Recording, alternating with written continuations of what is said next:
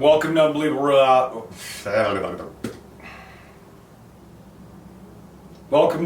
Reality Podcast. I am Roy Arthur. I'm going to skip the normal introduction where I list a book. I'm going to throw a book in here for a read, but right now I'm so pissed that I really want to just get into today's podcast, get into today's topic. As I sit here on the 2nd of July, in the West, not going to be specific where, I am surrounded by fire. Literally surrounded by fire to the west, to the north, to the east, to the south. The West is legitimately on fire.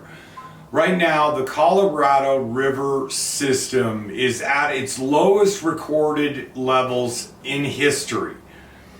Now, when I say history, we have to be relevant because Americans in particular have no fucking concept of history. For them, for us, history is what happened last week. But in historical record is when they first started measuring volumes in the Colorado River, and that would have been in the late 1800s. That's when I think we first started the Geological Service. I could be incorrect, I'm not a fucking encyclopedia. Point of the matter is, Colorado River is damn near dry. We had to make people understand this too. We had the worst snow year on record in 150 years in the mountains in the West. That's from Canada all the way to fucking New Mexico. The entire Rocky Mountain Range had the worst year on record. Why does that matter? It was coupled with, I must add, the warmest spring on record. And we can sit here and debate climate change. We won't. I don't debate climate change. If you can't see the effects of man on nature by now, you're stupid and you should watch somebody else. If you don't get that fact, if you're a denier, go away. And please don't ever speak to me in public because I know for a fact then you're an idiot and you are an idiot. That's the end. In addition to the Colorado, we also have the Rio Grande River system running from north to south. We all know about the Rio Grande. Did you know that the term wetback, which is slander of Hispanics, came from people swimming across the Rio Grande and getting their shirts wet? That's where that negative incantation came from. Well, you don't have to swim across it anymore because you can wade thigh deep. It's not treacherous or dangerous. Not a lot of people are drowning right now because there's just not very much water in it. There's several reasons why there's no water in the West right now. I'm not a scientist. I don't claim to be one. I'm a mountain man. I grew up in the West, in Oregon, Colorado, California, Washington, New Mexico, Arizona. I've lived in them all. I've traveled extensively in Idaho and Montana as well. I know the Mountain West well, I might add. I've spent a life in it. The systems that make the mountains work, that make the rivers work, are broken. Period. Fuck the end. And it's not open for debate. And what that is doing is going to affect millions. And I'm going to explain how. But what's really important right now to realize is that not only are we going through the worst ecological crisis in the known history of man, and it's not just here in the United States, this is global. The extinction of species has never before been seen, except for the extinction of the dinosaurs. That's get a mental image of a comet hitting the Gulf of Mexico, Gulf of America for you twats, Gulf of Mexico, and wiping out the dinosaurs, all of them. We're doing that ourselves. We're just not a comet. We're a slow burning fire that just refuses to go out as we consume the very earth that we live on, under this false guise that somehow there'll be somewhere else to go. There's not. There's nowhere else to go. We're going to dive into that too as we move along through all of these podcasts.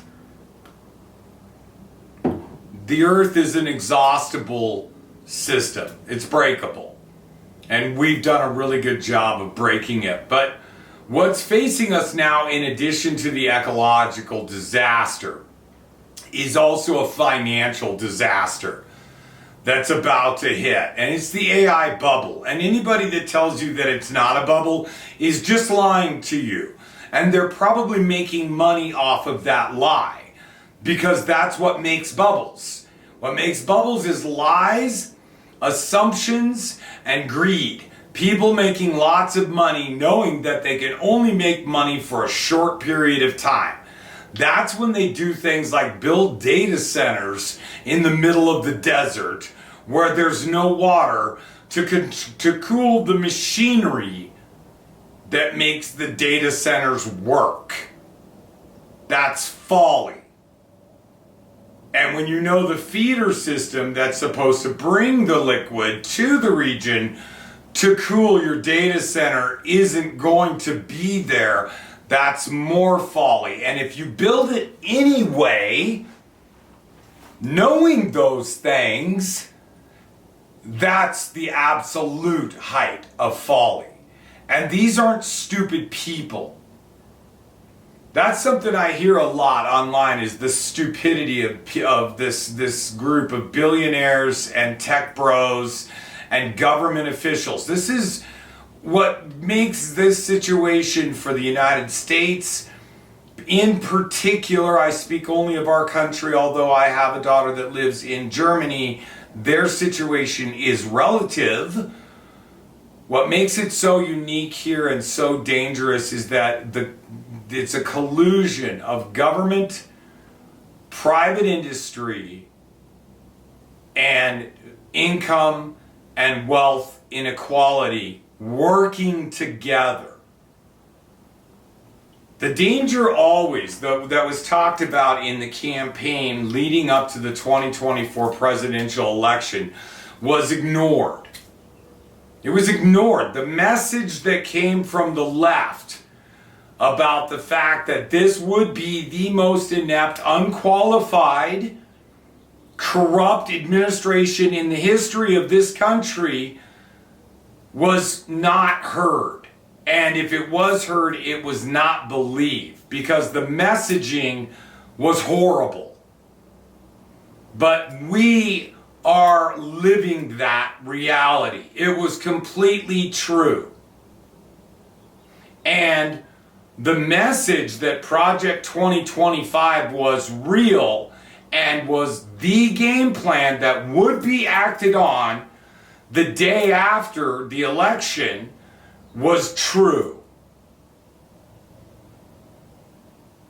Why you didn't hear that message or understand that message or act on that message, I don't know. I do know that a third of Americans are indifferent. They're indifferent. They don't want to be involved. They don't want to have a political position. They don't want to be left. They don't want to be right. Fuck, they don't want to be in the center. They just don't want to get off the couch. 60 million people didn't vote in the last election. And that vote, non-vote, is what made all the difference. They spent weeks and months on talk TV parsing individual groups of student voters and housewives and the female vote and the male vote and the dog vote and the cat vote, and it's all horse shit. Because what mattered was the non-vote. That's what made the difference. And in order to make a difference moving forward, the only way to make that difference is to engage the non-vote. And the non-vote only gets involved when the shit gets bad. And today we are in a perfect triangle of shit going bad on a level we've never experienced. And then on top of it, we're going to throw a technology that we're playing with like children that we don't understand. And we're going to have to eat this fucking sandwich in bites because it's too big to comprehend all at once. And that's a big part of our problem as a society and a country. It's too big to understand.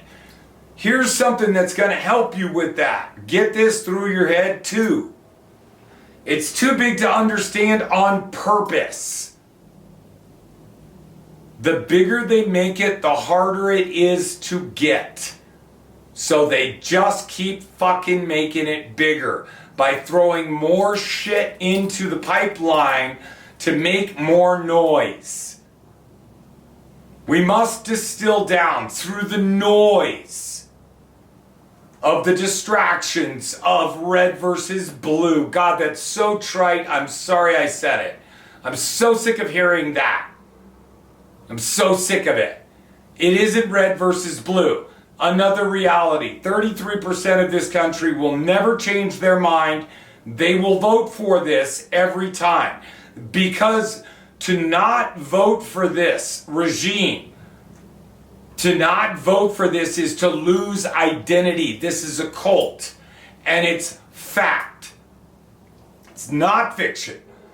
Scientific fact. MAGA is a cult. In year 12. That's how old the cult is. Get that through your head too. It's been a decade of reinforcing the cult mantra, the story, over and over again. Those people will never move. The minority that come crawling out, seeking succor and safety, should be shunned. It's too late for that. There is no sympathy at all, because what you have done is unforgivable. We have the perfect conditions for the perfect storm, and it's happening now in front of us. If we look to the historical record of the United States of America, you would know that this has happened here 12 times since the Civil War. Every decade, almost, there's been a financial collapse or a depression. And the everyday people are the ones that fucking took it. The banks never take it, the rich never take it, the government officials escape it. No one's ever held accountable, except for everyday people, and we're held accountable because we have to pay money we don't have. And when we lose our house, we lose our car, we can't feed our children, we can't pay our power bills, we can't afford to go shopping. And yet this cannibalistic triumvirate, Father, Son, Holy Ghost, for you fucking Catholics, this evil triumvirate doesn't care. They don't care, and they never will care. And that's reality. It's really important for us as Americans to start really seeing the truth of American history and how that relates to today. And the first step in getting truth into the mythology of America is understanding this simple fact. Actually, fuck it, it's not just a fact. I gotta give you more than one. Try to hang on. If by now you're confused, you're too stupid to go forward, so just stop watching and go turn on, I don't know, something on CBS or Fox or CNN or whatever. You'll do better there. Yeah, for those of you that are still sticking with me, this triumvirate, this unholy alliance has us on the brink of catastrophe. The only period of real stability, real equal growth, unilateral growth, I know that's a big word, unilateral, fucking Google it. The only period in the United States of unilateral growth, prosperity, and harmony was 40 years long. And it lasted from the Second World War, just before 1939, I'll tell you how, to 1976. The 200th anniversary of the birth of our nation. We'll discuss the birth as well. You wonder why I keep looking at my watch. I'm trying to keep these podcasts relatively short so you can digest. The United States mythology is one of prosperity and boundless future and open horizons and every man for himself, and you can be whatever you dream of being, etc., etc. That mythology is based on a set of years that lasted for 40 years. And that was from World War II till 1976, 1978, arguably would definitely be the end. That's the date of the Friedman Doctrine, wherein Milton Friedman came up with this idea, an idea,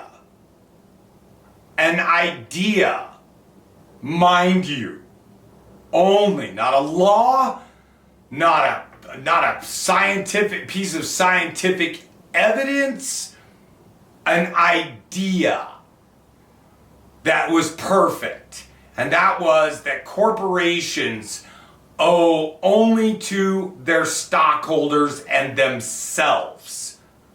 They do not owe anything to the customer, to the one who buys their goods.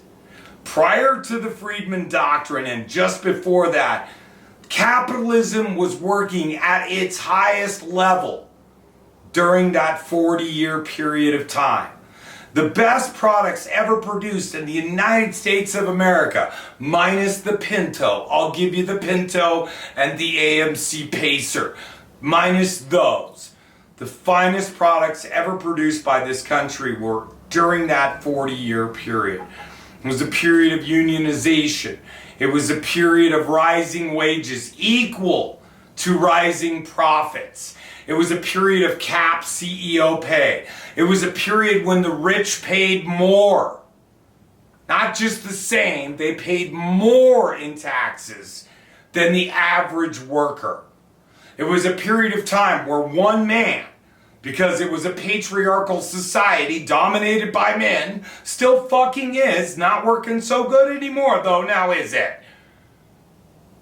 One man could make enough money to buy a house, 2 cars, or a car, have 2 children, a golden retriever, and a fucking cat. In a brand new thing called a subdivision. Or the suburbs. That was literally the greatest time in the history of the United States. That is the halcyon dream that every fucking boomer, megatard, etc., these weird techno freaks might have in their mind as an image of this country. But it's not true. That's not this country. That's 40 out of 250 years. And the other 210 years are a hot fucking mess. And if you go back and you look at this failed experiment in capitalism, American style, you'll clearly be able to see how we've gotten here today in this horrifying predicament where our government is no longer in control. Our government doesn't work for our people. Corporations have gone completely off the rails. Personal wealth and greed makes the Gilded Age look laughable. Rockefeller, Guggenheim, J.P. Morgan, Chase, all these names that you know from history, these old men from the railroad era, from the explosion of the Industrial Revolution. What's happening today makes that look like a joke. So the question is, how did we get here? We got here one step at a time over a 250-year process that began with genocide and enslavement. And that is the truth. The wealth of this nation was not built. It was stolen and it was exploited. And that is the honesty of America. That if we as a society can recognize and own that very thing could be the door that would allow us to truly become the greatest nation ever on earth. But today, we're going in the exact opposite direction. I am Roy Arthur. This is Unbelievable Reality Podcast. It is fucking unbelievable. If you don't like my opinions or what I have to say, don't fucking watch. It's simple. Otherwise, Roy Arthur P. Instagram, Roy Arthur on TikTok. You can listen to this on Spotify and Patreon. Comment, subscribe, talk to people. We have to move now. Now. Now is the time. It is now. So get ready. I'll talk to you soon.